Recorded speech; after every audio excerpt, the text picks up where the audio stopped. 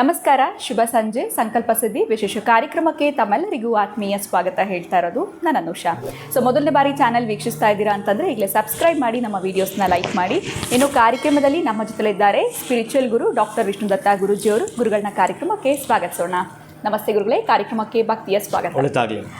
ಗುರುಗಳ ಇವತ್ತಿನ ಪ್ರಶ್ನೆ ಏನು ಅಂತಂದರೆ, ನಾವು ಎಲ್ಲೋ ಒಂದು ಕಡೆ ಈ ಫಿಸಿಕಲಿ ಚಾಲೆಂಜ್ಡ್ ಮಕ್ಕಳುಗಳನ್ನ ನೋಡಿದಾಗ ನಿಜಕ್ಕೂ ಒಂದು ರೀತಿ ಬೇಜಾರಾಗುತ್ತೆ. ಸೊ ಇವತ್ತಿನ ನನ್ನ ಪ್ರಶ್ನೆ ಏನು ಅಂತಂದರೆ, ಮಕ್ಕಳ ಒಂದು ಜನನ ಆ ರೀತಿ ಆಗತ್ತೆ ಅಂತ ಈ ಪೋಷಕರ ಜಾತಕದಲ್ಲಿ ನಾವು ತಿಳ್ಕೊಳ್ಬೋದಾ? ಗಂಡ ಅಥವಾ ಹೆಂಡತಿ ಜಾತಕವನ್ನು ನಾವು ಪರಿಶೀಲನೆ ಮಾಡಿದಾಗ ಇವ್ರಿಗಾಗುವಂಥ ಸಂತಾನದಲ್ಲಿ ಎಲ್ಲೋ ಈ ರೀತಿಯಾಗಿರುವಂಥ ಸಮಸ್ಯೆ ಇರುತ್ತೆ, ಮಕ್ಕಳು ಬುದ್ಧಿಮಾಂದ್ಯ ಮಕ್ಕಳು ಹುಟ್ಟಬಹುದು, ಫಿಸಿಕಲಿ ಚಾಲೆಂಜ್ಗೆ ಹುಟ್ಟುವಂಥ ಸಾಧ್ಯತೆ, ಇದನ್ನು ನಾವು ಜಾತಕದಲ್ಲಿ ತಿಳ್ಕೊಂಡು ಏನಾದರೂ ಪರಿಹಾರ ಮಾಡಿಕೊಂಡು ಅದನ್ನು ಅವಾಯ್ಡ್ ಮಾಡಬಹುದಾ? ಏನು ಹೇಳ್ತೀರಾ ಗುರುಗಳೇ? 100% ಸಾಧ್ಯ ಇದೆ.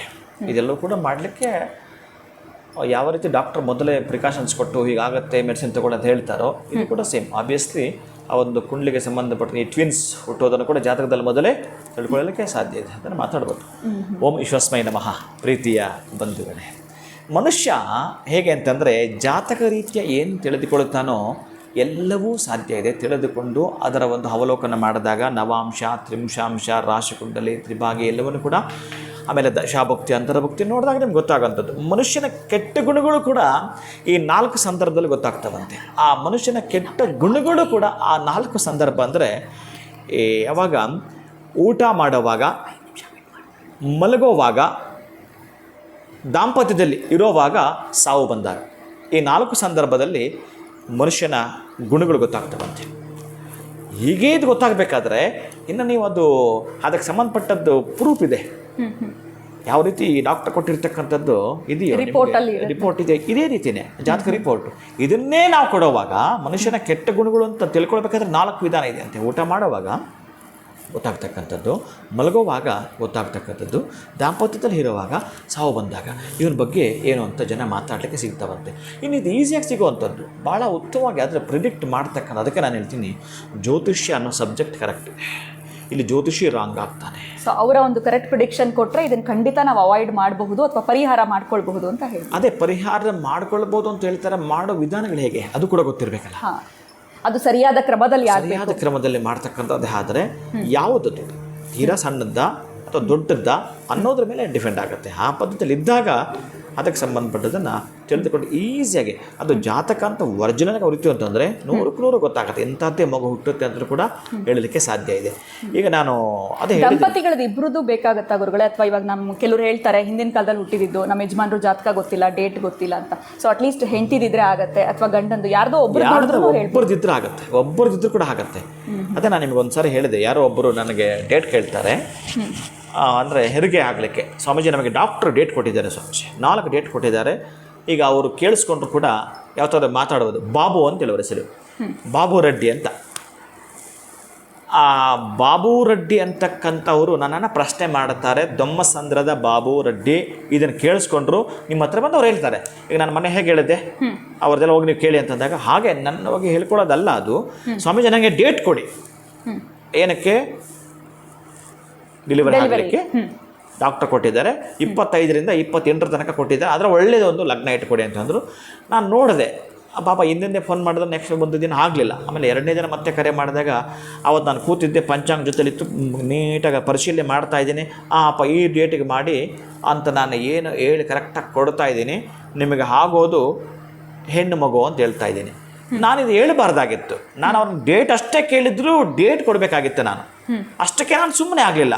ಯಾಕಂದರೆ ತುಂಬ ಕ್ಲೋಸು ಆತ್ಮೀಯರಿದ್ದಾಗ ಎಲ್ಲ ಹೇಳಿಬಿಡ್ತೇನೆ ನಾನು. ಅವರು ನಾನು ಇದು ಹೇಳ್ತಾ ಇದ್ದೀನಿ, ಸರಿ ಇಂಥ ಟೈಮಿಗೆ ಸೇರಿಸಿ, ಒಟ್ಟು ಇವರಿಗೆ ಈ ಸಂದರ್ಭಕ್ಕೆ ಆಪ್ರೇಷನ್ ಆಗಲಿ, ಇವರಿಗೆ ಹೆಣ್ಣು ಮಗು ಆಗುತ್ತೆ ಅಂತ ನಾನು ಅಂದ್ಬಿಟ್ಟೆ. ಇಲ್ಲ ಸ್ವಾಮೀಜಿ, ನನಗೆ ಗಂಡು ಮಗು ಆಗುತ್ತೆ ಅಂತ ಡಾಕ್ಟ್ರ್ ಹೇಳಿದ್ದಾರೆ. ಇದು ಭವಿಷ್ಯ ತಿಳ್ಕೊಳ್ಳೋ ಹಾಗೆಲ್ಲ, ಬಟ್ ಅವ್ರಿಗೆ ತುಂಬ ಕ್ಲೋಸ್ ಆಗಿರುತ್ತೆ ಡಾಕ್ಟ್ರು, ಅದಕ್ಕೆ ಮೆಸೇಜ್ ಕೊಟ್ಟಿದ್ದಾರೆ, ತಿಳ್ಕೊಂಡಿದ್ದಾರೆ. ಸ್ವಾಮೀಜಿ ಇಲ್ಲ, 2 ಟೈಮ್ಸ್ ನನಗೆ ಅವ್ರು ಡಾಕ್ಟ್ರ್ ಹೇಳಿದ್ದಾರೆ. ಅವ್ರ ಕ್ಲೋಸ್ ಇರೋದು ಡಾಕ್ಟ್ರು, ಅವ್ರಿಗೆ ಸಂಬಂಧಪಟ್ಟ ಡಾಕ್ಟ್ರು ಸ್ಕ್ಯಾನ್ ಮಾಡಿ ಹೇಳಿದ್ದಾರೆ ಅಂತ ಗಂಡು ಮಗು ಅಂತ ಹೇಳಿದ್ದಾರೆ. ಇನ್ನು ಹೆರಿಗೆ ಆಗುವಂಥ ಸಂದರ್ಭದಲ್ಲಿ ನಾನು ಡೇಟ್ ಅಷ್ಟೇ ಕೊಡಬೇಕು, ನನ್ನ ಬಾಯಿಂದ ಅದು ಯಾಕೆ ಬಂತೋ ಅದು ನಾನು ಕೊಟ್ಟಾಗಿದೆ ಹೆಣ್ಣು ಮಗು ಅಂತೇಳಿ. ಮತ್ತು ಡಾಕ್ಟ್ರು ಅವರು ಮತ್ತೆ ಆ ಆಸ್ಪತ್ರೆಗೆ ಸೇರಿಸಿ ಸಿಂಗಾಪುರ ಹೊರಟೋಗಿದ್ದಾರೆ. ಅವರು ಅಲ್ಲಿಂದ ನಾನು ಕಾಲ್ ಮಾಡ್ತಾರೆ, ಸ್ವಾಮೀಜಿ ನೀವೇನು ಹೇಳಿದ್ರು ಅದು ಆ ರೀತಿಯೇ ಆಗಿದೆ, ಹೆಣ್ಣು ಮಗುನೇ ಆಗಿದೆ ಅಂತ. ಆಮೇಲೆ ಅವರು ಏನು ಸುಮ್ಮನಿರಲಿಲ್ಲ, ಅವರು ಕಡೆ ಇರ್ತಕ್ಕ ಒಂದು 10-6 ಜನ ಕಳಿಸಿದ್ದಾರೆ.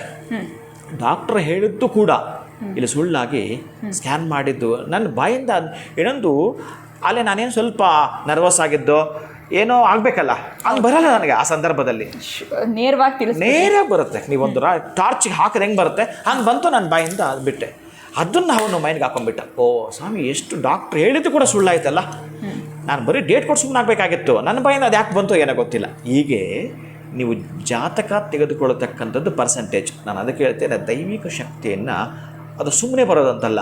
ಪ್ರತಿನಿತ್ಯವೂ ಕೂಡ ನೀವು ಅಲ್ಲೊಂದು ಸ್ವಲ್ಪ ಹಳ್ಳ, ಇಲ್ಲೊಂದು ಸ್ವಲ್ಪ ಹಳ್ಳ, ಅಲ್ಲೊಂದು ಸ್ವಲ್ಪ ಹಳ್ಳ ಹಾಕಿದ್ರೆ ನೀರು ಬರಲ್ಲ.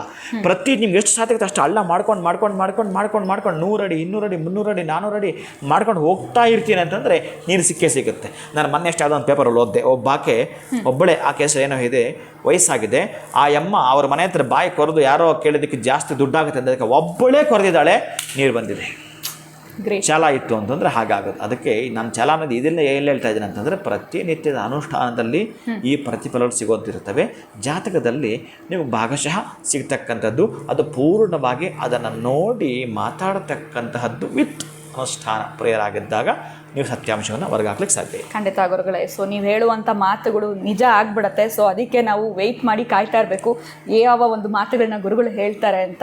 ಸೊ ಇವತ್ತು ನೀವು ಕೊಟ್ಟಂತಹ ವಿಚಾರ ಆಗಿರ್ಬೋದು, ಮಾಹಿತಿ ಆಗಿರ್ಬೋದು, ಭಾಳನೇ ಅದ್ಭುತವಾಗಿತ್ತು. ಧನ್ಯವಾದಗಳು ತಮಗೆ. ನಮಸ್ಕಾರ ಗುರುಗಳೇ. ಹರೇ ಶ್ರೀನಿವಾಸ.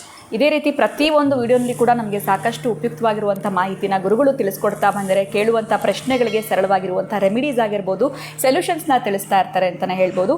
ಇವತ್ತಿನ ವಿಡಿಯೋ ತಮ್ಮೆಲ್ಲರಿಗೂ ಇಷ್ಟ ಆಗಿದೆ ಅಂತ ಭಾವಿಸ್ತಾ ಮತ್ತೊಂದು ಹೊಸ ವಿಚಾರದೊಂದಿಗೆ ತಮ್ಮನ್ನ ನಾನು ಭೇಟಿ ಮಾಡ್ತೀನಿ. ನಮಸ್ಕಾರ.